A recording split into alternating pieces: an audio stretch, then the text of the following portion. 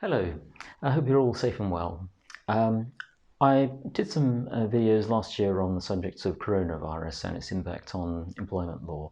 I'm following on from that now in 2021 on the latest development on the subject of coronavirus and employment law, and that is how the impact of vaccination and what the impact of vaccination may be on employment law, and both on employers and employees' rights, and whether employers may be able to insist upon vaccination, and whether employees may have the right to refuse vaccination, and if they do, what their rights may be in an employment situation.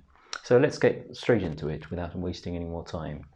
So that's the development now in 2021 on employment law now. Now, the variety of individual situations to that where that may apply is infinite, really. It involves a variety of employment situations involving NHS workers, vulnerable situations involving care homes, etc. There have been no authorities in relation to COVID-19 cases at the moment, because this is in the very early stages when I'm doing this video, which is in February of 2021. As those of you who are not lawyers may not be aware, but those who are lawyers will be aware, English law develops on the basis of precedents which have been set by courts and tribunals already, and there are no precedents as such. But we do have basic principles that we work from, and the principles are set in common law and in statutes, and it's with the benefit of that basic framework of English law, of which I have a long period of experience, that I'm giving this guidance. Whatever guidance has been available so far that I've looked at, some of it has been contradictory, some of it I've actually disagreed with quite strongly. So I'm giving my guidance, my experience, and if you disagree with it, then well, you can express your disagreement and give your comments as well. So let's start with a few of the fundamental principles. Employers are under a duty to look after the health and safety of their employees. They have duties not only to all of their employees, all of them, but all other people that the employees come into contact with as well, and that includes clients, customers, suppliers, contractors, and other third-party individuals with whom these people come into contact. Now, having those duties can be a difficult balancing act. So when particular employers, such as care homes and the NHS, are dealing with vulnerable individuals, there is a heightened fundamental duty of care towards those vulnerable individuals. Any employee who has face-to-face contact with vulnerable individuals who refuses to be vaccinated obviously poses a serious and unnecessary risk, and I think it would be justified for an employer to require an employee in that situation to be moved to a different role as an initial request, if that's possible. I think that's pretty much unarguable. As a last resort, I can foresee circumstances where a dismissal would certainly be lawful if an employee refused to move to a different role and there's no other role available for that employee. Nothing like that has happened up to now, and there's been no precedent set, but that's my view of the situation.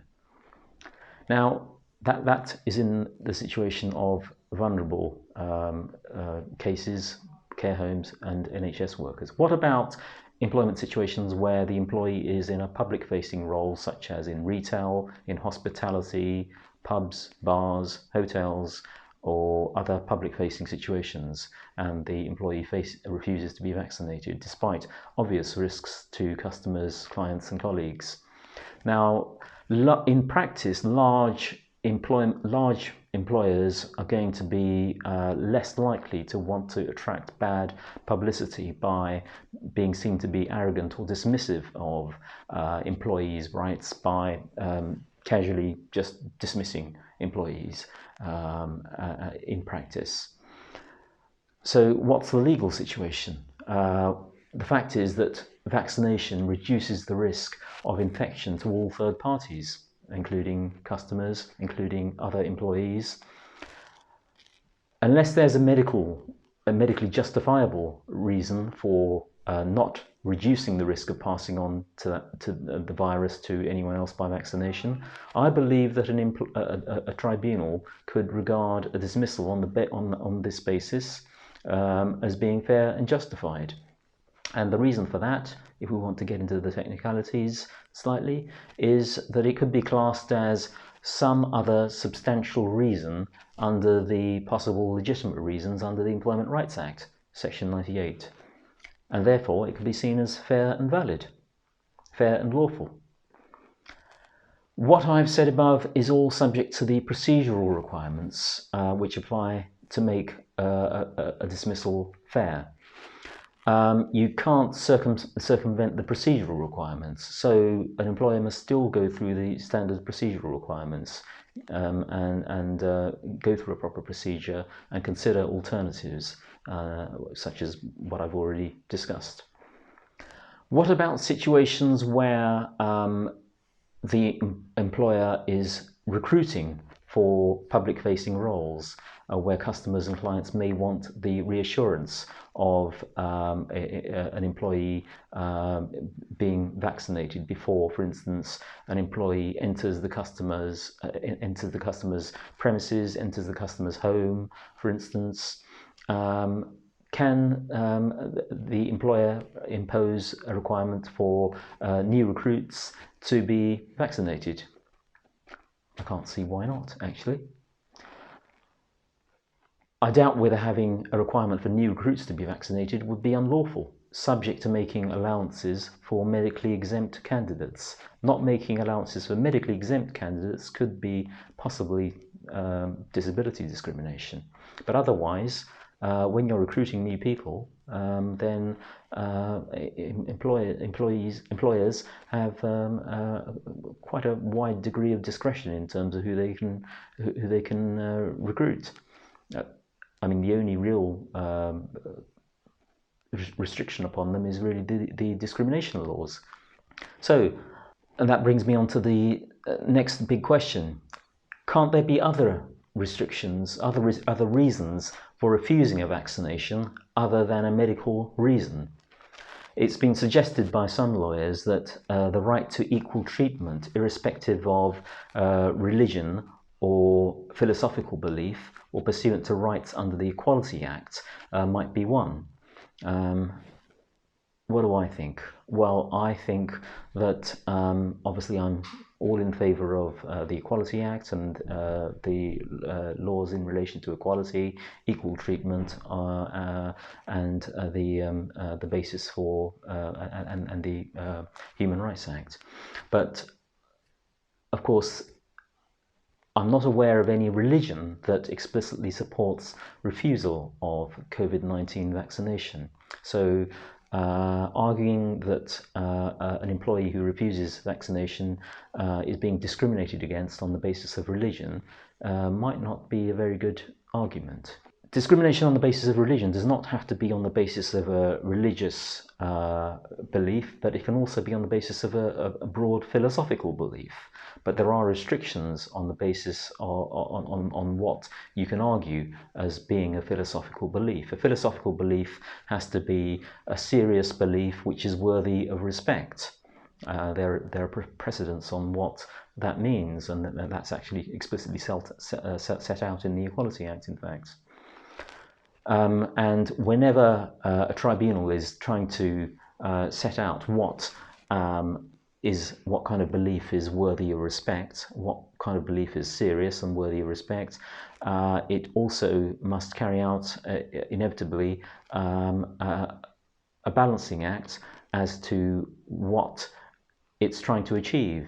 Now, inevitably, in this sort of situation involving COVID-19, it will be carrying out a balancing act with regard to the public health benefits of vaccination and the fact that the COVID pandemic is a deadly illness which has killed hundreds and thousands.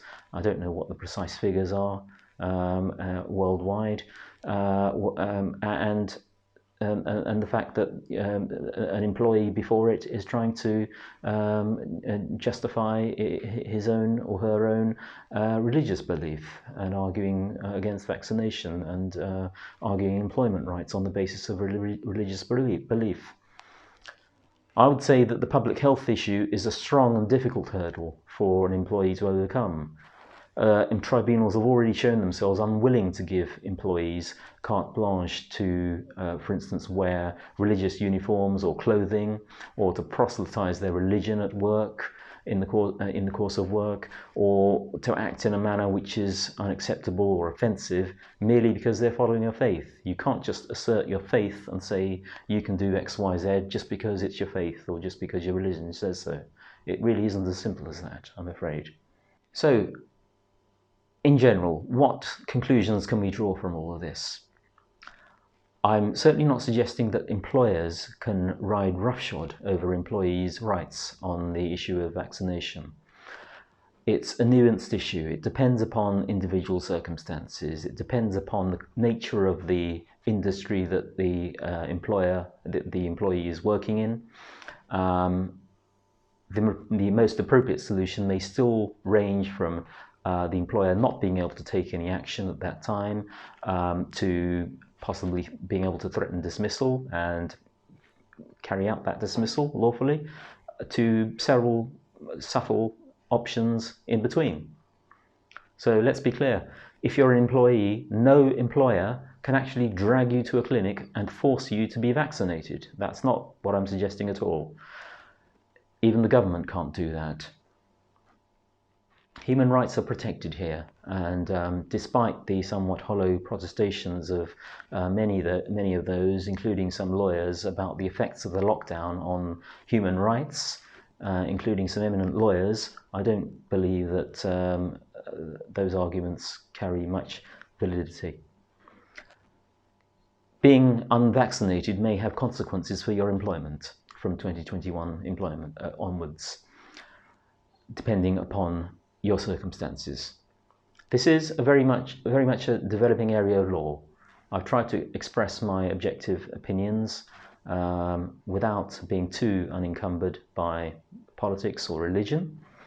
You may benefit if you have a particular issue in your particular circumstances, whether you're an employer or employee. You may benefit from a discussion tailored to your particular circumstances, and each set of circumstances, as I've already said, is very different. So feel free to have a remote consultation with me.